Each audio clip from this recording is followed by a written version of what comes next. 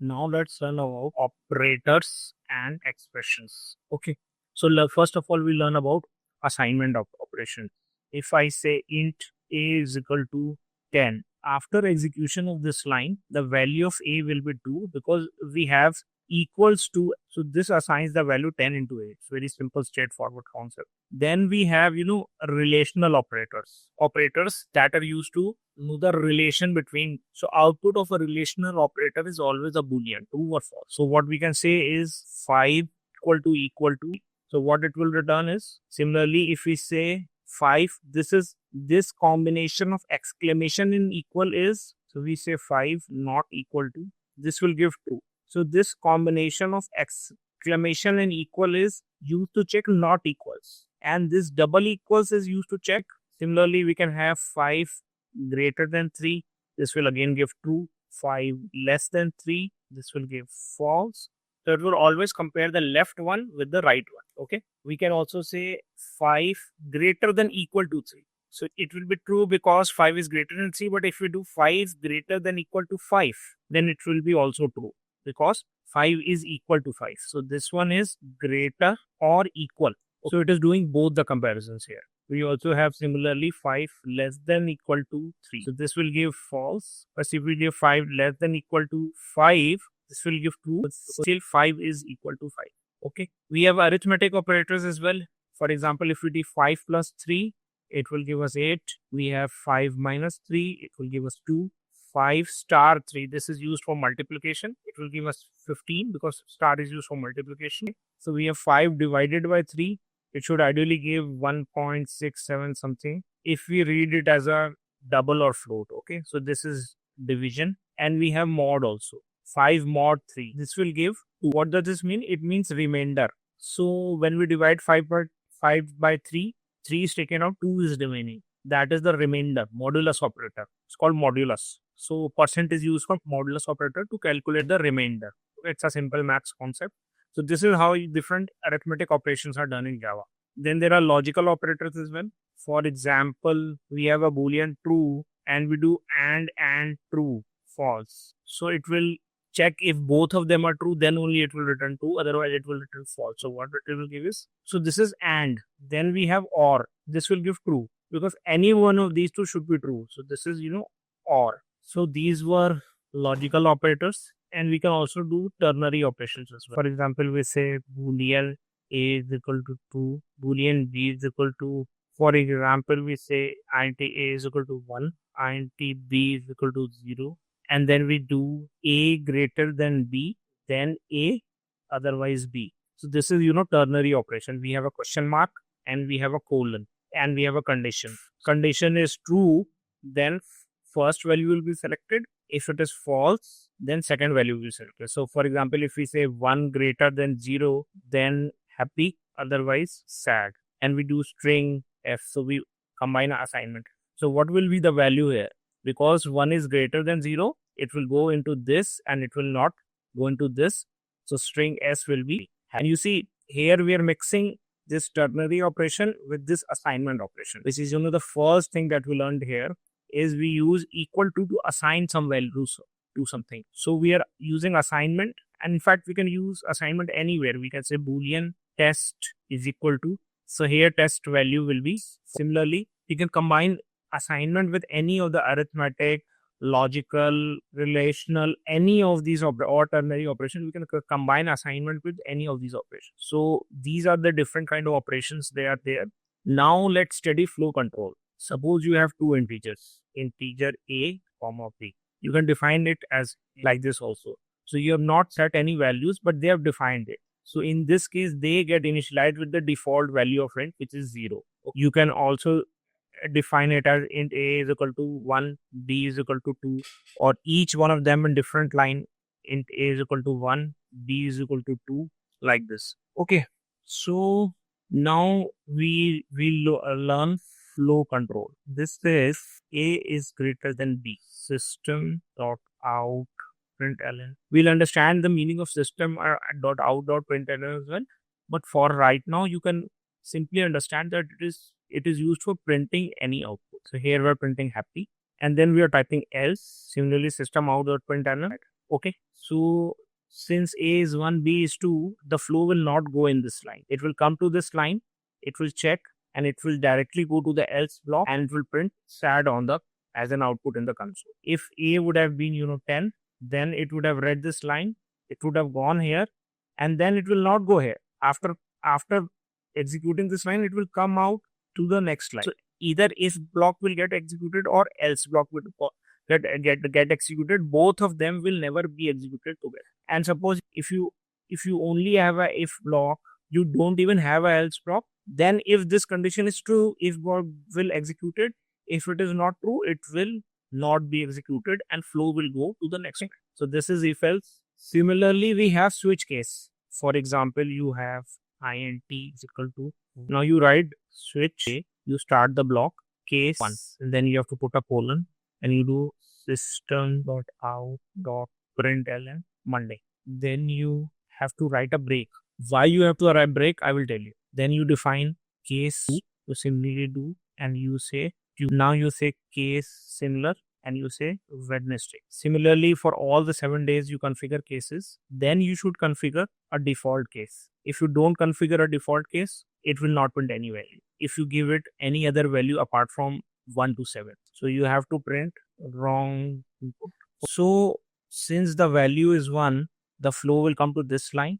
It will check its value with all these values. Since in case of 1 we have a match, it will go into this line. It will print Monday. And then since next line is break, as soon as it executes this line, it will come out of this switch case statement. Had we not entered break here, it would continue to check for case 2, case 3. It will not get an comparison. Fine, we'll not have a problem. But then it will come to the default block and it will execute wrong input as well. So you will get 2 inputs. You entered 1, you will get Monday and then wrong input. If you don't put a break here. So break means stop any further checking, come out of the block. It will come out of the switch block. So if you enter 2, it will print Tuesday. Again, we should have a break here. It will come out. Similarly, 3 will come Wednesday, and if you put a break, it will come out. Then if you enter -1, none of the case will match. This will not match. This will not match. This will not match. Nothing will match. So it will go in the default block and it will print wrong input. Or you enter 8, 9, 10, 11, whatever you enter. It will not match with any of the value between 1 to 7. So it will go to the default block and it will print wrong in. So that is why default block is very necessary. If you don't enter a default block for values apart from 1 to 7, nothing will be printed. So it will be, not clear to the user what is going on. That is why you should always have a default block in your switch case. Now let's learn about for loop. So for loop is defined as like this: for int I is equal to 0, I is less than 10, I plus plus. And for example, we can do any processing inside this. For example, for right now, let's say we are just printing this value. System out println. So when first time this loop will start, when first time the flow execution will reach here, value of I will be 0. So it will initialize I with 0. It will check if I is less than 10.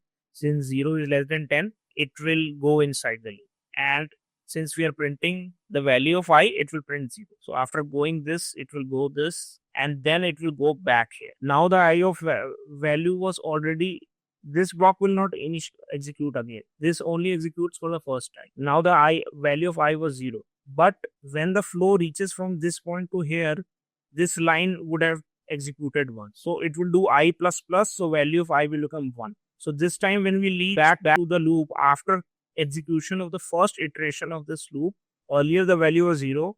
At the end, this increment, the third condition in this code, this increment operator will run. So I plus plus means I, if we write I plus plus, it means I is equal to I plus 1. So it will do I is equal to 0 plus 1, which means I will be 1 now. So when the loop has executed once, this value will be 1. Now it will check 1 is less than 10. Again, it will go inside and it will print 1. And then again, increment will happen. Now its first value was 1. After execution, it will become 2. Now it will come back, again check 2 is less than 10. It will go inside, it will print 2. Similarly, 4, 5, 7, it will print up to 9. After 9, when it comes for the value of I9, by the end the value will become 10. Again it will go and it will check 10 is less than 10. Now this condition is false. So then it will not go inside this loop and it will come out of this loop. So it will print 10 values from 0 until the value of I is less than 10, which is 9. And it will print it 10 times because every time we are incrementing by 1. After 0, 1, then 2, then 3, then 4, then 5. So this is, for loop. Similarly, we have while loop. For example, we say int I is equal to 0 while I is less than 5.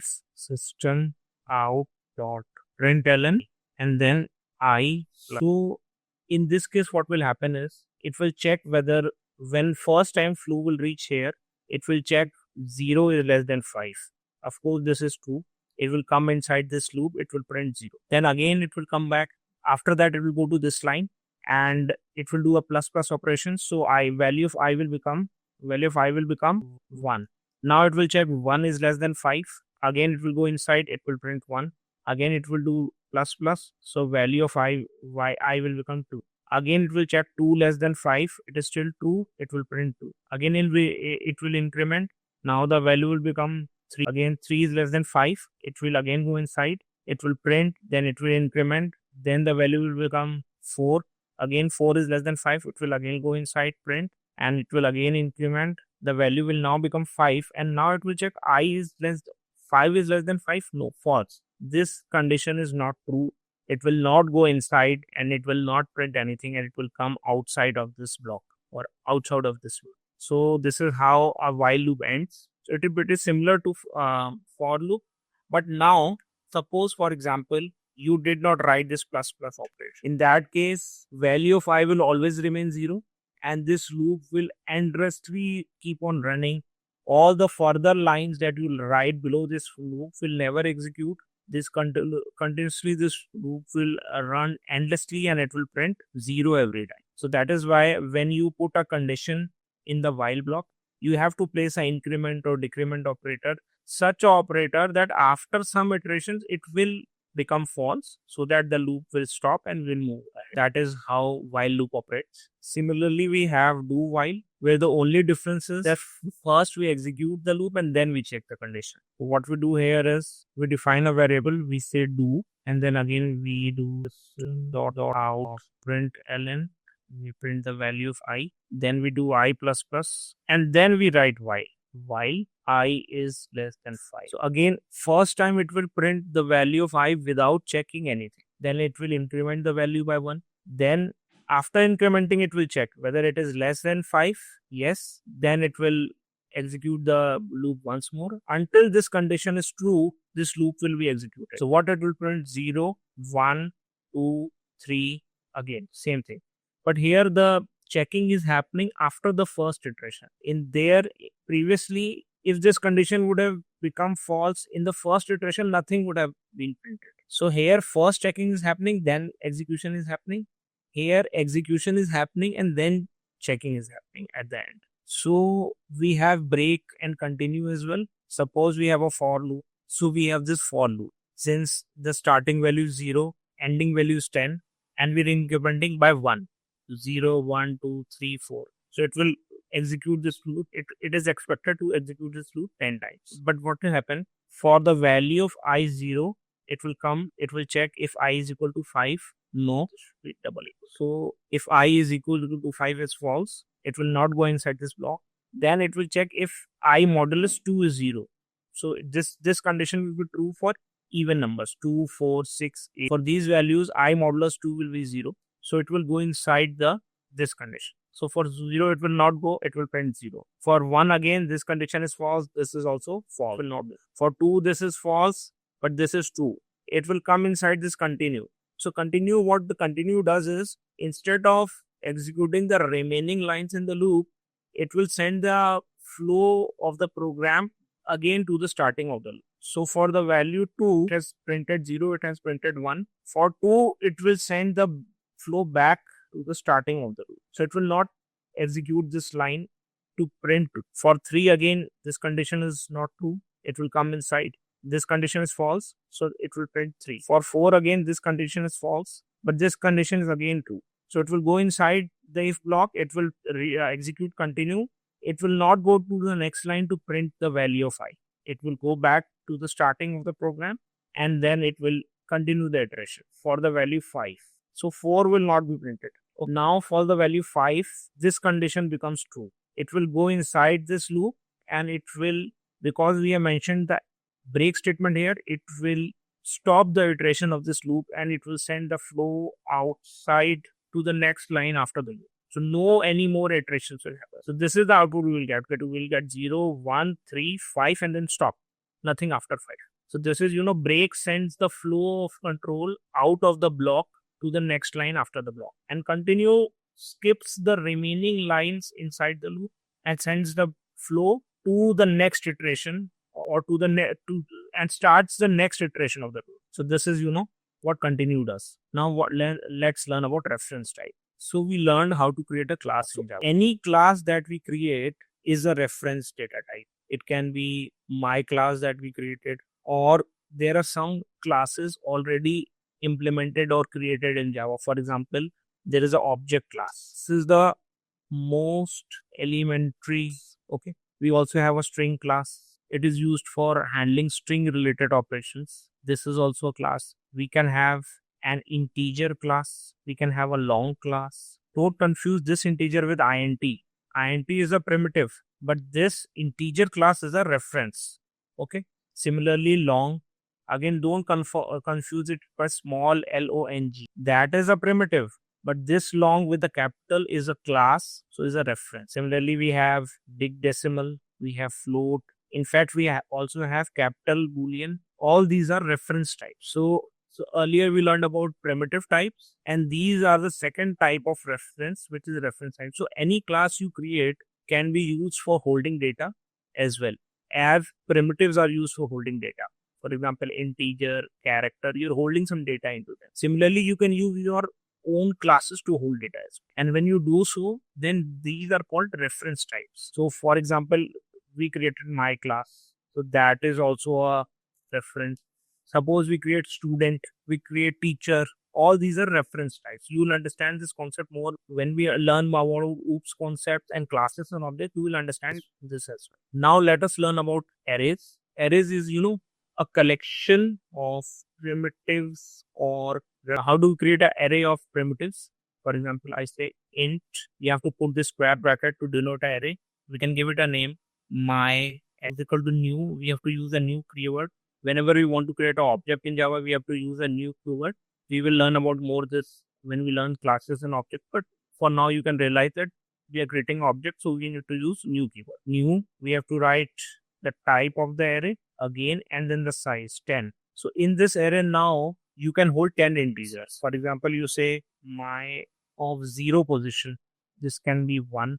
This can be 10. Similarly, you can say at the 1 position, I have 20. Similarly, at the 8th position, you have 100. At the 9th position, 101. And nothing at the 10th position, because 9th is the last position. So 0 is the first, then 1, 2, 3, 4 this way. So 0 to 9, because the size of your array is only 10. You cannot go beyond 10. If you go beyond 10, you will get a problem. We learn what problem we'll get later. It is called an exception. We'll learn about that later. But for now, you can understand that you will get a problem. Now you can create an array of reference type as well.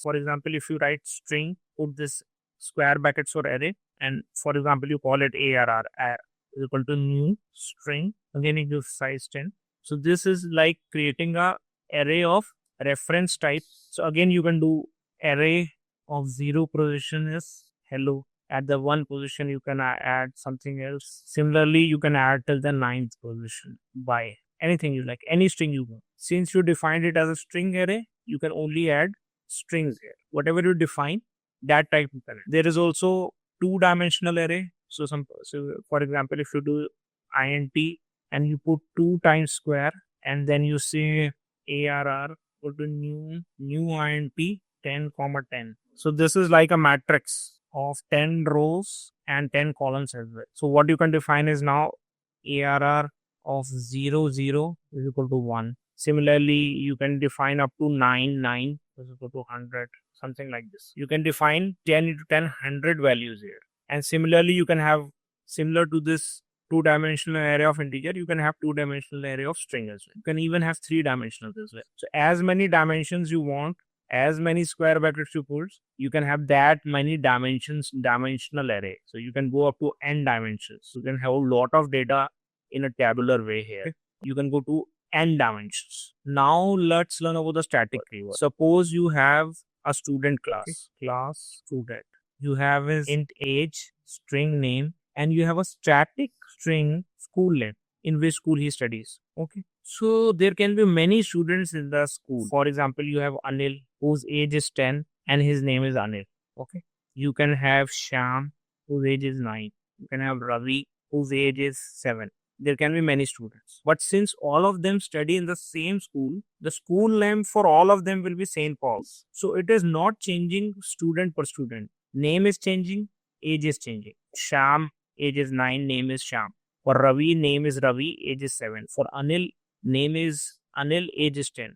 But school name for Anil is also St. Paul's. For Sham is also St. Paul's. For Ravi is also St. Paul's. So whenever you have any data or information which is not changing for different objects of that class, you can make it static so that it remains same for all the objects. This is why static is used. So it does not change for every object. Similarly, because it does not change for every object, you can directly call it using the class name. So what you can do is student dot school name. You can directly call this. It will give you this St. Paul school value. You cannot do student dot age. You cannot do this because which age will it give it to you? Whether it will give you 10 or 9 or 7, what age will it give? You cannot do this. You have to create an object of the student class and then call the age variable to check it. But for school name, you can do because it is not changing for every student. It is fixed for the class level. So it will give you St. Paul school. If you do student.age, the code will not even compile. It will not allow you to run this program. So non-static things are at object level and static things are at. Similarly, we have static blocks in our code. For example, we earlier created public class, my class, and we had a main method in that. Public static void. It used to take a string array as input and maybe just print hello world. So earlier we saw this code. When we execute this code, this main method is the entry point for this code, and this main method is what it gets. So it will print out hello world. Suppose we have a static block in this code. How is a static block defined? We can say static, and here also we put static block. So a static block is executed just after your class has compiled and it has been loaded into memory.